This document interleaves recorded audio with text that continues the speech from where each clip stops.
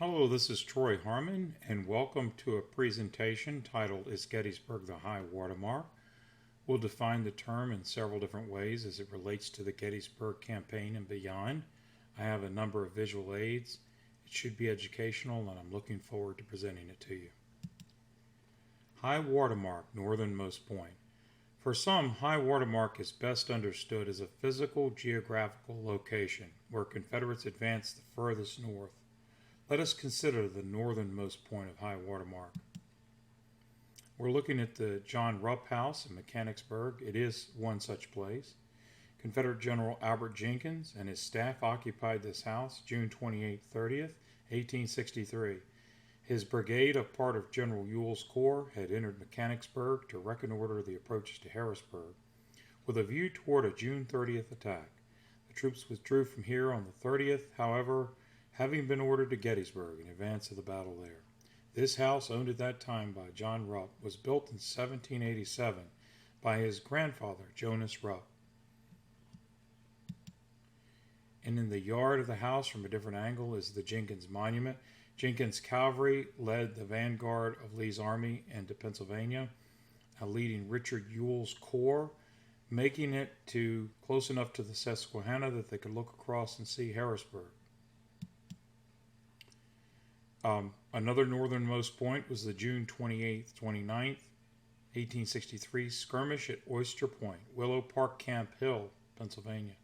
It's known as Willow Park Camp Hill today, but it was known as Oyster Point at the time because of a tavern there.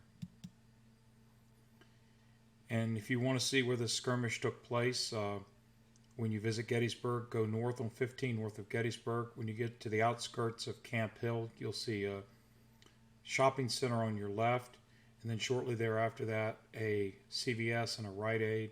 Turn right there to lead you right into the skirmish area. Brigadier General Albert Jenkins bombarded and charged Colonel William Brisbane's militia from Pennsylvania and New York. Northernmost points of high watermark continued. This campaign's northernmost engagement, known as the Battle of Sporting Hill, occurred just north and west of here, June 30, 1863. The 22nd and 37th New York militia regiments, along with Landis Philadelphia Battery, fought in defense of Harrisburg against the 16th and 36th Virginia cavalry units. Afterwards, the Confederates withdrew to Carlisle, leaving some 16 dead. Reported wounded were 11 Union soldiers, 20 to 30 Confederates. The Battle of Sporting Hill. Northernmost points. The farthest north marker for Confederate infantry and Jeb Stuart's cavalry is at the Joseph Miller Farm, Carlisle Springs, PA. They were both there at different times.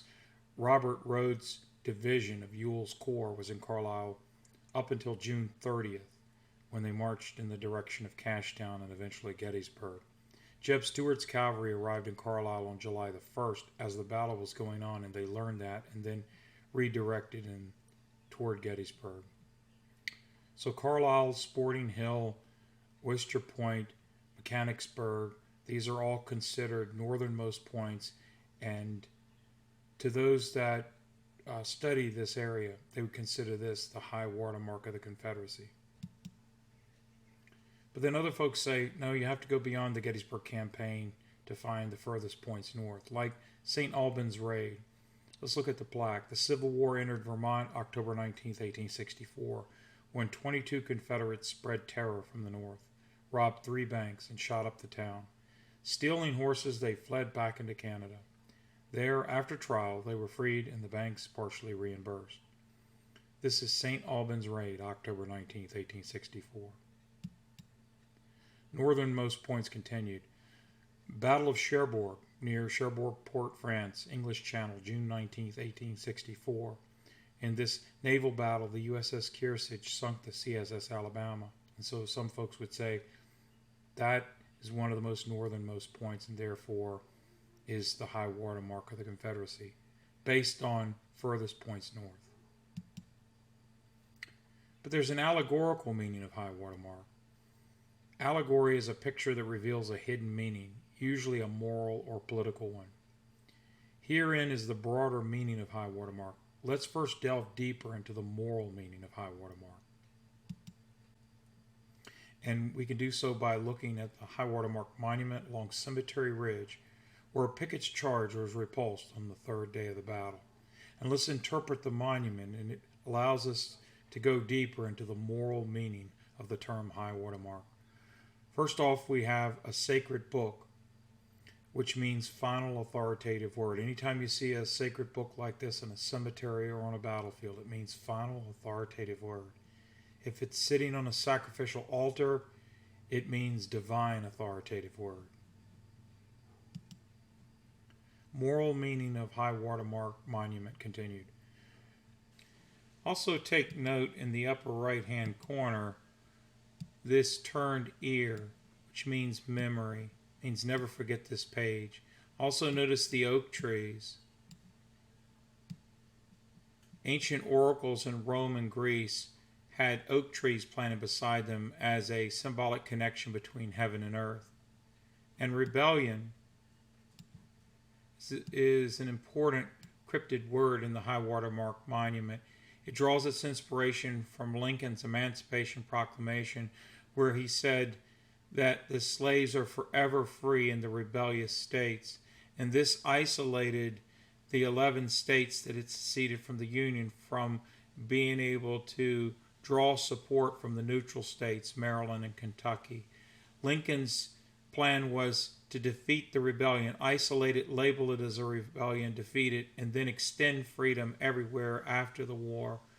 Rebellion then labeled the South that was fighting the Civil War as something that Maryland and Kentucky would not want to be part of.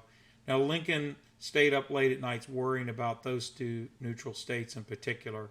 If Maryland had seceded, then Washington, D.C.'s government would have to evacuate because there was already a Confederate state on one side of D.C. and Virginia. Another one in Maryland would place the capital in jeopardy.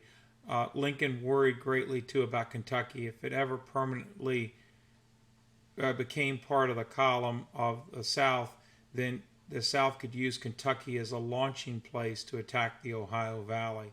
So rebellion isolated the states that were fighting against the Union to be able to alienate them. And then once rebellion was ended, then Lincoln could go about the business of making freedom universal. Rebellion is another brilliant term that Lincoln uses in the sense that it caused Europe to think twice about recognizing the Confederacy. The South wanted to use their cash crop of cotton as a bargaining chip with England and France, who needed cotton for their textile mills. And they were, full flung into an industrial revolution. They depended on Southern cotton. And as a result, as a bargaining chip, Southern diplomats used cotton to try to get foreign powers to recognize the Confederacy. By Lincoln calling them a rebellion, it was sending a message to European nations that the Confederacy was not a legitimate nation to be negotiated with. Let's also look a little bit deeper into moral meaning. High tide, which is an interchangeable word with high watermark, infers a broader contextual moment in the war when war momentum permanently shifted to the north. The specific moral message implied here is this is where rebellion met its fate. And so let's make a visual connection. As we look at high watermark, which this particular part of high watermark is called the angle, where Pickett's charge reached its apex and where it was repulsed on the third day, final day of the Battle of Gettysburg. Notice the rocks, and let's relate them to a shoreline. And you see that low tide would be where this upper crust of rocks are, and high tide would be the furthest point that the water came in, sort of like the dark lines in the sand of how far the tide comes in before it goes back out again. Think of the Confederate attack coming across the fields of Pickett's charge and reaching this point. Think of them as waves that are approaching, and think of the furthest points that they reached as the high tide.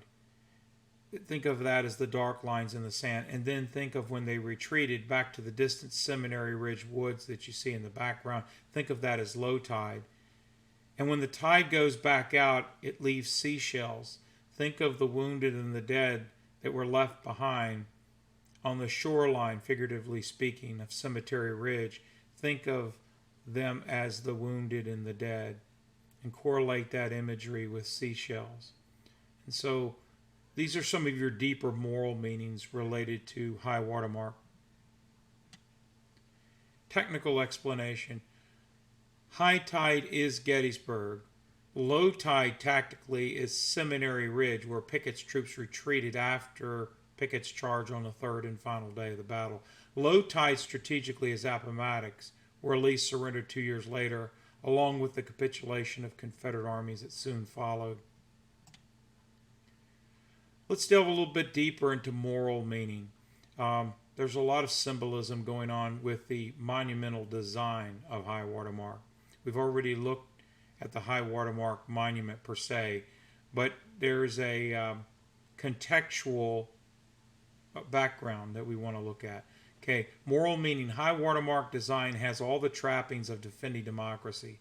U.S. wanted to associate itself with earlier great civilizations, and I'll come back to that here, but I want to make a couple of parallels so that you can see the cross comparisons. Now, we're looking at a picture on your left with Jean-Jacques Rousseau, who is considered the father of the French Revolution because of his social contract that said a government exists for the people, essentially.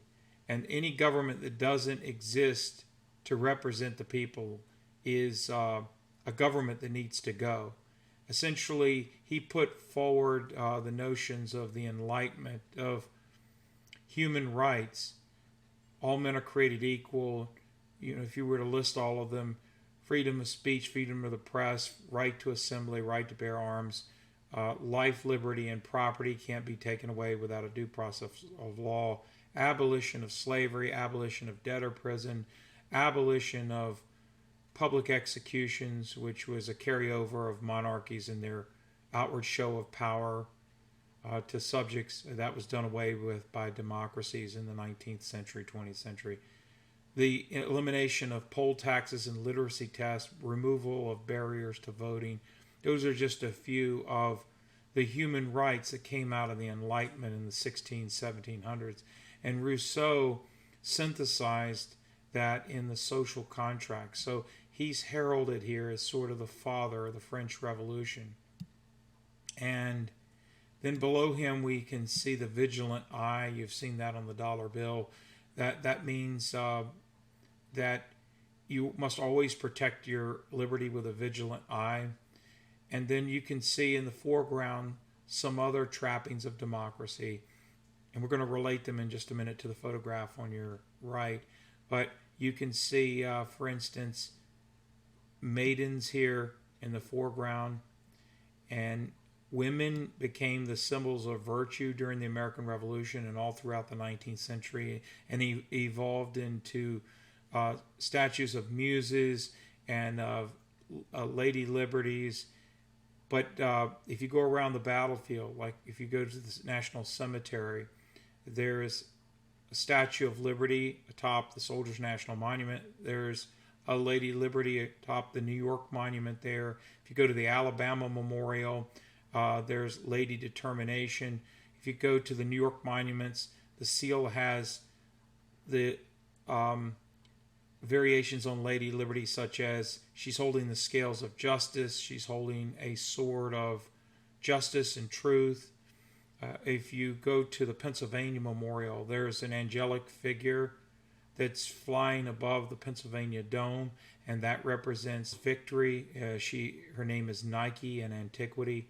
And so there are variations on women representing virtues: determination, will, patience, truth, justice, honesty, hospitality, and look for that when you go to the battlefield.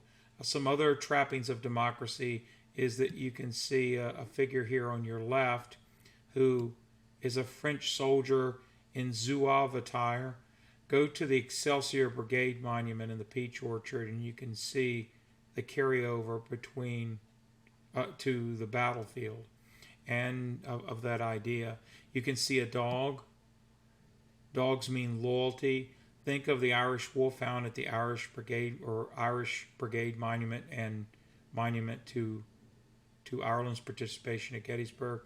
Or go to the 11th Pennsylvania Monument and you can see Sally the dog there. Dogs mean, the deeper moral meaning is when they're memorialized, it means loyalty. You can see a rooster, which means they're always sounding the alarm when someone's trying to take your freedom. You can see a tree of liberty. And look over here to your right, you can see the copse of trees are related to that whole idea. And a fisk of pikes, which you could connect with the iron fence that surrounds the copse of trees. That's kind of out of your view, but it circles around here, and they look like a fisk of pikes. Other trappings of democracy that we see here that correlate with the Gettysburg battlefield, you can see a pyramid. And over here in the background, you can see a pyramid for the 19th Maine Infantry. There are a number of pyramid-shaped monuments on the Gettysburg battlefield. This is a reference to ancient Egypt and their earliest story of civilization.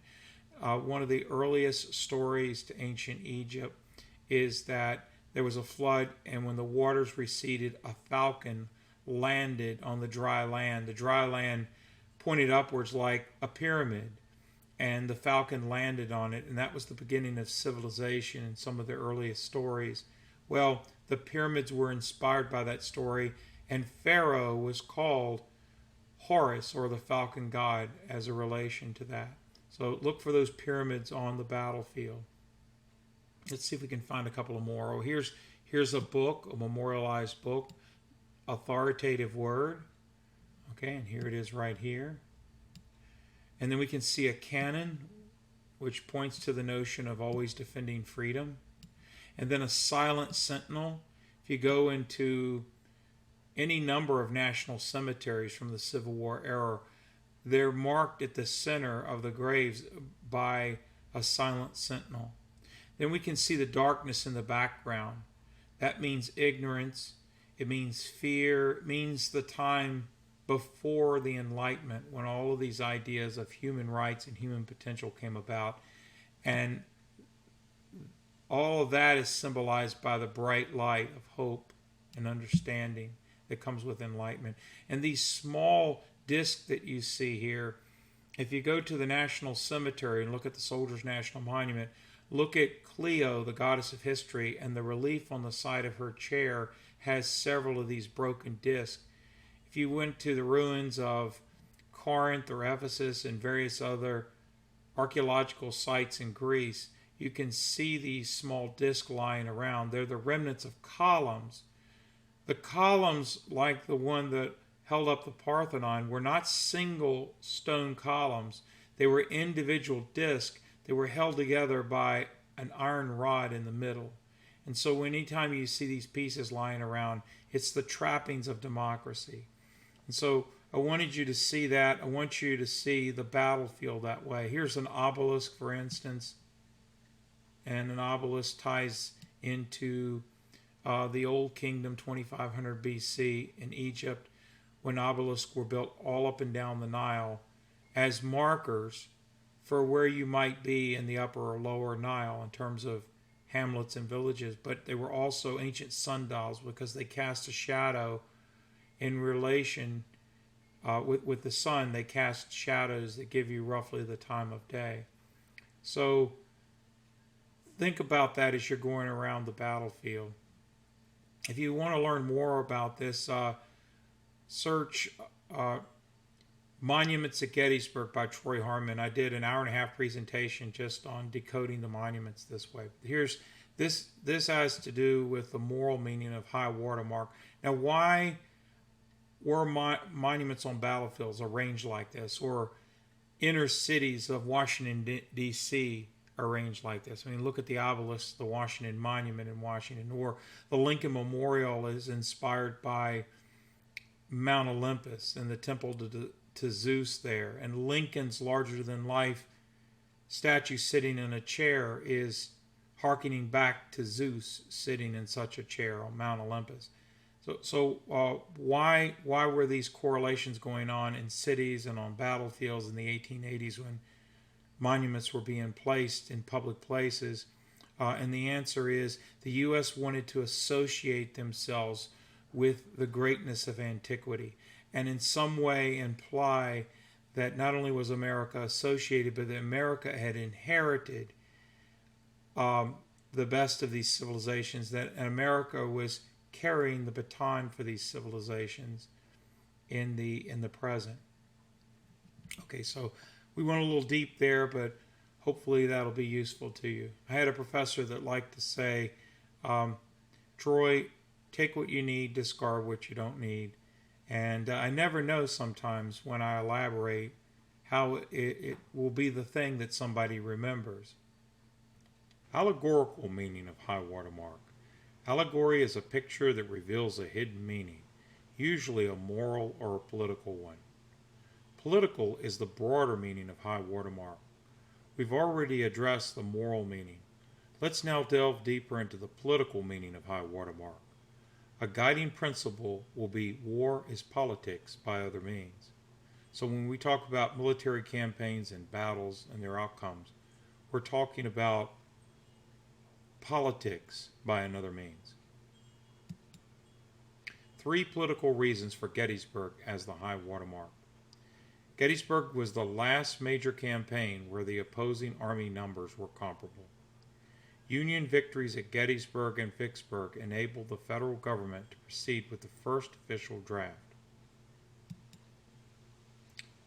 2. Gettysburg represented the last full-scale Confederate operational offensive of the war. No longer being capable of this again, the Confederacy lost the initiative and the element of surprise, 2 prerequisites for final defeat. 3. Gettysburg constituted the last campaign where foreign recognition was still a possibility. Any hope of proving the Confederacy's legitimacy as a nation through victory on northern soil ended with the Battle of Gettysburg. Chances of a brokered peace in Paris involving Great Britain, France, and Spain ended with Gettysburg. Our first one is the first United States draft. Political meaning of high water mark. Emancipation Proclamation was signed on January 1st, 1863. It changed the official war aim from a limited war to total war. Limited war intended to save the Union, while total war reconstructed the South. The direct result was a draft that eventually doubled the size of federal forces to break the South and reconstruct it socially and structurally. Draft is a hard sell, so how did high water mark help the draft proceed? And the answer in short is the newspapers swayed public opinion.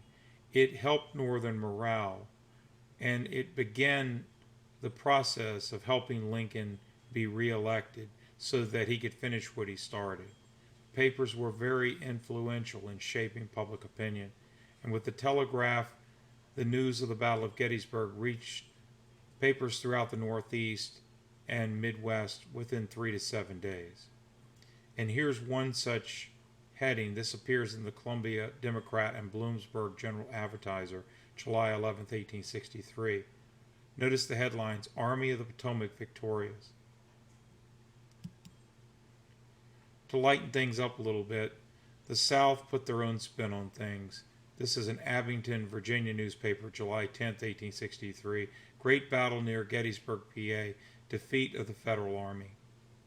Again, the importance of swaying public opinion, importance of the morale of the public, and the information in the papers play a big role in that.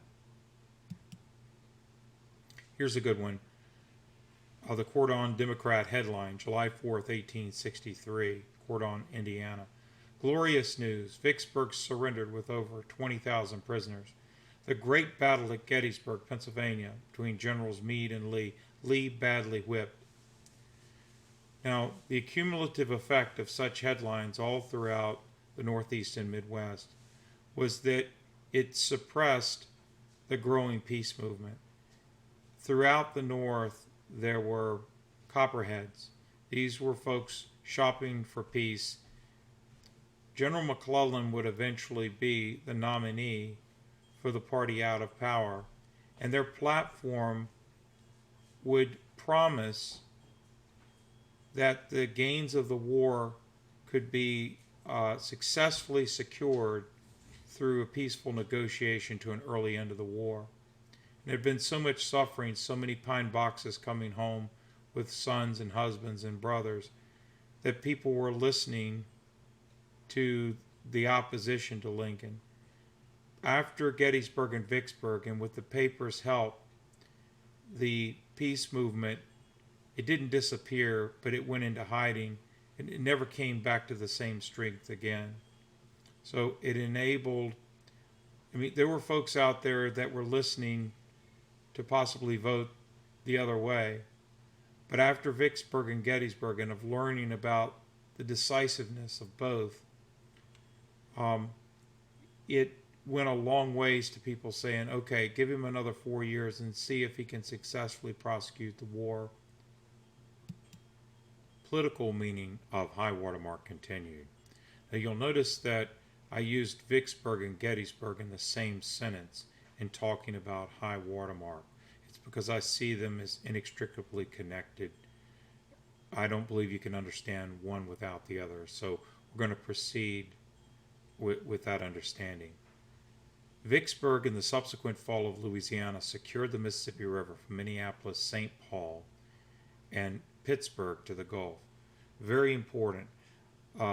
Federal forces had been taking forts along the Mississippi and the Tennessee for over a year. And with the fall of Vicksburg on July 4th, 1863, just a day after Pickett's charge, that was the last stronghold that the Confederates held along the Mississippi River. Within 2 weeks after the fall of Vicksburg, Louisiana fell and the North controlled the Gulf. The significance of this is twofold. One, Northern forces then could float barges of supplies from Minneapolis, St. Paul, Pittsburgh, south down the Mississippi to their invading armies cutting across Tennessee into Georgia and towards South Carolina. And the Confederates couldn't do anything about it because the river would have been secured all the way. The second important point here is, in reverse, the Confederates no longer had a water route to the Gulf, which meant that they couldn't trade their cotton and their other supplies for weapons, morphine, railroad track replacement parts, locomotive parts. The South had very little industry and depended heavily on import-export. The Mississippi, being secured by the North, along with the Gulf, landlocked the Confederates. It put them in an ultimate embargo when we consider that southern ports on the East Coast were already blockaded by federal fleets at the Chesapeake, Wilmington, North Carolina, Savannah, Georgia, Charleston, South Carolina. And so the South would have eventually been starved out. Had Northern morale stayed high, the South was doomed from that point on because they were going to be cut off from the outside world. Political meaning of high watermark continued. Securing of the Mississippi River down to the Gulf opened up the lower South for Sherman's march to the sea. It also severed the upper from the lower South, in accordance with Winfield Scott's original Anaconda Plan. So, by taking Vicksburg and securing the Mississippi, the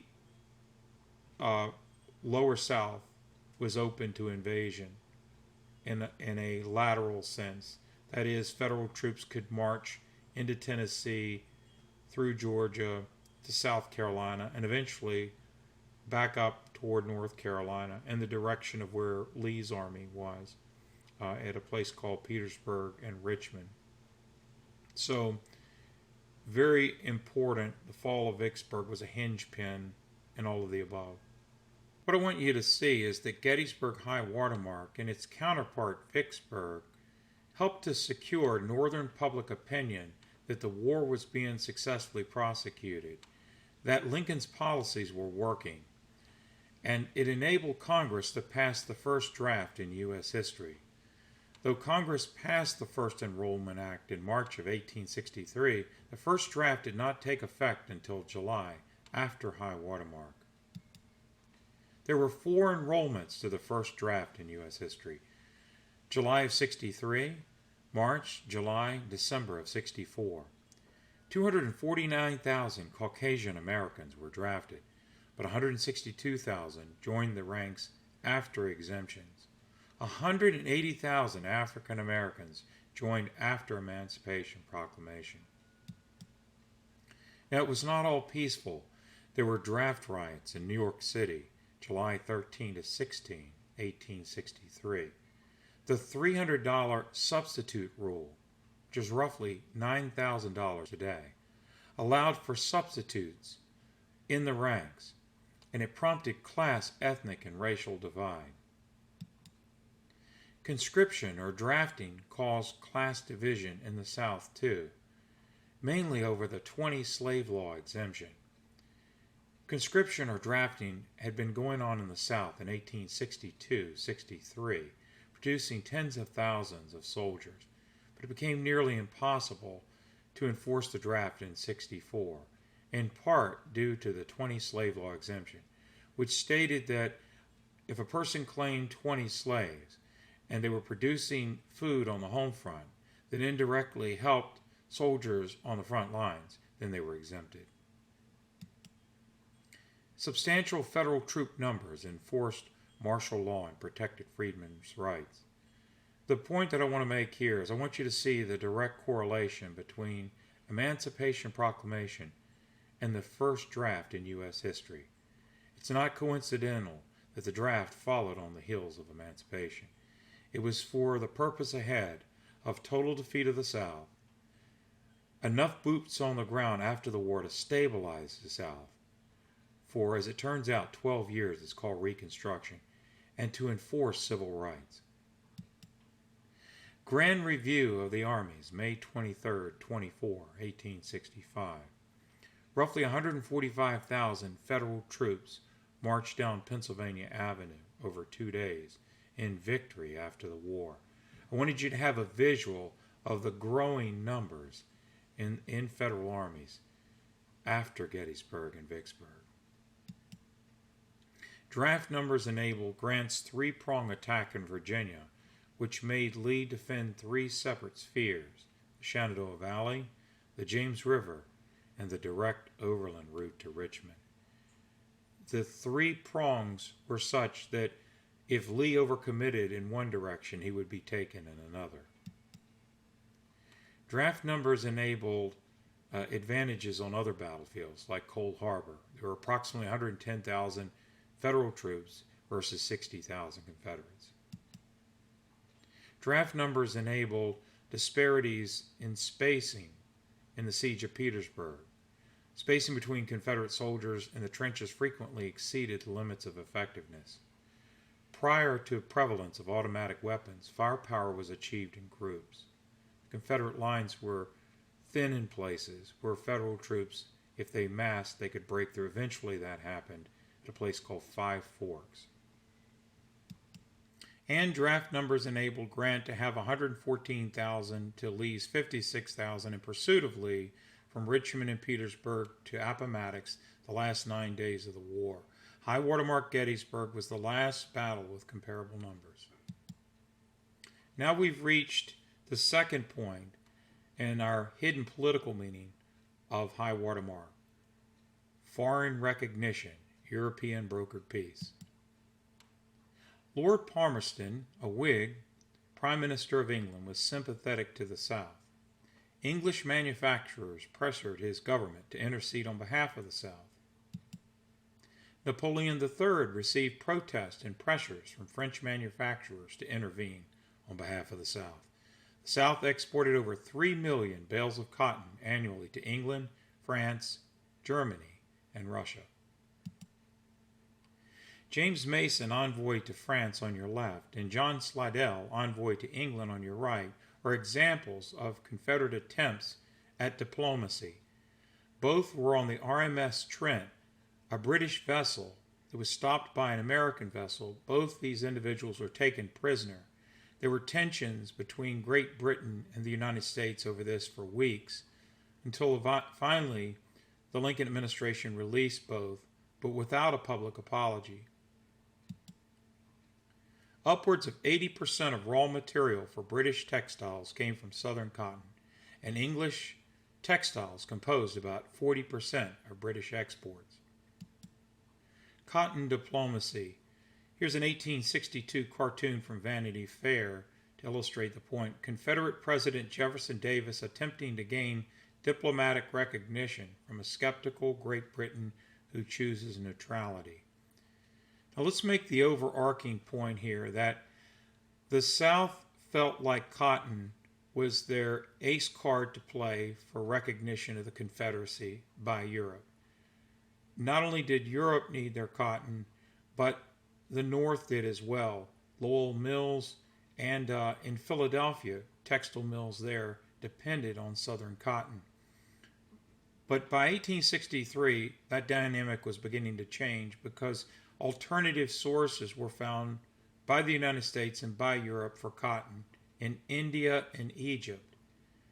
Now this would have an impact for the South after the war when cotton no longer was as lucrative, as profitable, because there was a glut on the market worldwide of cotton post-Civil War. Gettysburg ended possibilities of a European brokered peace at a neutral site such as Versailles. Let's say it this way. After the Battle of Antietam, and with Lincoln floating the Emancipation Proclamation September 22, 1862, right after that battle, and then his formal executive order of emancipation, January 1st, 1863, that was the first big blow to the Confederacy being recognized by a foreign power. The final blow was Gettysburg, high water mark. This is our third point then, related to political meanings of high water mark. Gettysburg was Lee's last comprehensive invasion. One offensive thrust remained, but invasion ended in July 1863. Let's talk about what happened towards that final thrust, and we'll relate that and compare it in the broader context of Lee's last invasion. All right, first, Major General David Hunter's Valley Raid was in June of 1864. He marched up the valley to Lexington and all the way to Lynchburg. On the way to Lynchburg, Sunday, June 12, 1864, he burned VMI, and all the public buildings were consumed. So Hunter would start to reverse his steps after Lynchburg and retrace his steps in the valley back to Maryland. Jubal Early would loosely follow, and then begin officially what we would call an offensive thrust that resulted in the July 9th, 1864 Battle of Monocacy. Now, what do we mean by offensive thrust? It means that it was limited in scope. It was not a full invasion like Gettysburg, where there were many objectives at the operational level.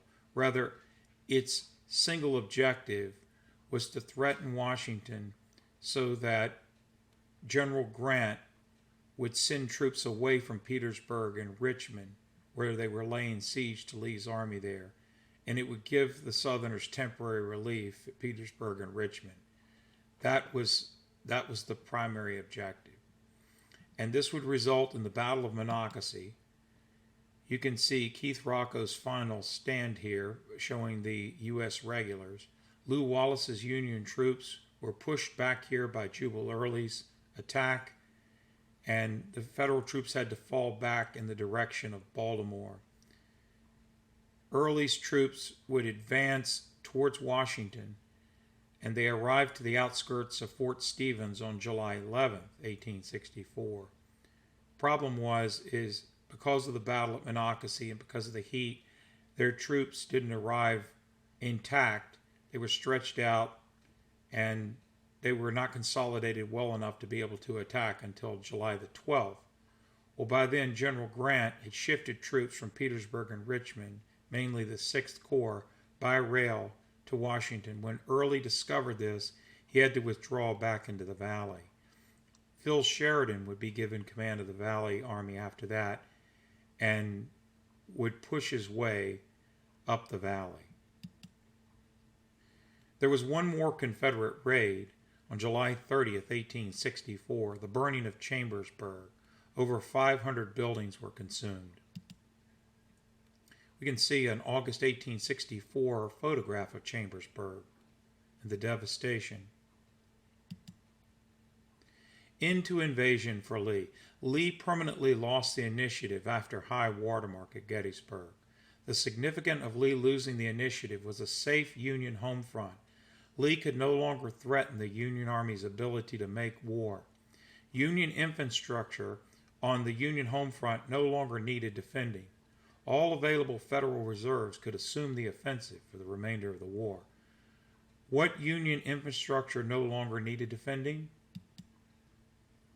Well, for example, the Philadelphia, Wilmington, and Baltimore Railroad hub at Broad Street and Washington Avenue was safe. Hanover Junction, Early's division marched through here on the way to York during the Gettysburg campaign. His division burned 22 bridges between Gettysburg and York, many of them railroad bridges. The point is, that sort of destruction was spared the Union Army the rest of the war after the Gettysburg campaign, Lee's last comprehensive invasion. Anthracite coal mines, Schuylkill County, Pennsylvania, North Harrisburg. More mines in Ellisburg, PA, and Lehigh Valley, PA. All of them were spared any further threat the remainder of war after high watermark Gettysburg. Likewise, Union shipyards were safe after high watermark.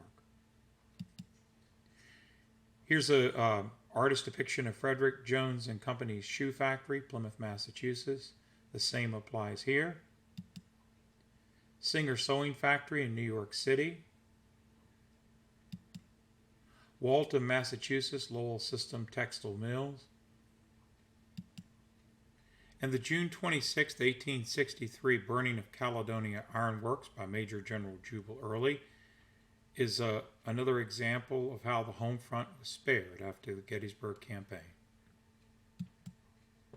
Burning of Columbia-Wrightsville Bridge, June 28, 1863, provides yet another example. And the Potomac Creek Bridge, 400 feet long, 100 feet high, rebuilt by Harman in 72 hours. It was rebuilt multiple times because of burnings of the bridge. But the broader point is that bridges, railroads north of the Mason-Dixon line were relatively safe after the Gettysburg campaign. Gettysburg, a high watermark, is the turning point in this respect.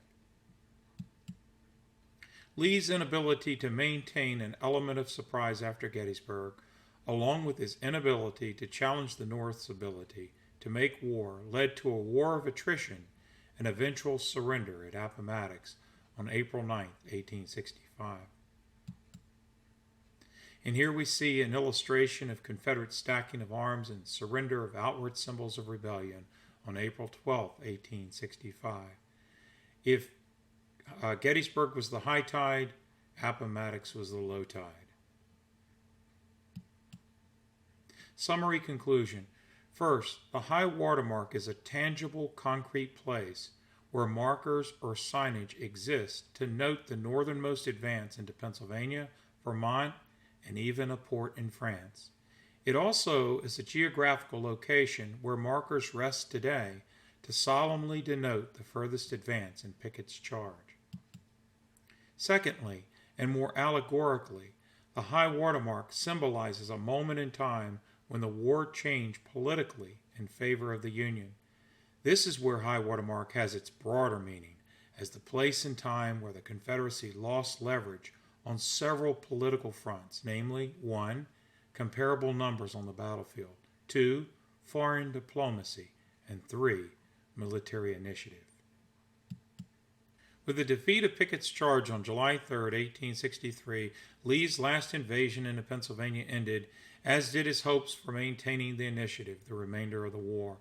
Lee did manage one last offensive thrust a year later at Monocacy, but it only reinforced Federal resolve to permanently clear the Shenandoah Valley, which Phil Sheridan did by March 1865. Once Northern voters read the news of Lee's defeat at Gettysburg and Vicksburg, the peace movement declined significantly, allowing for the first draft in U.S. history to commence.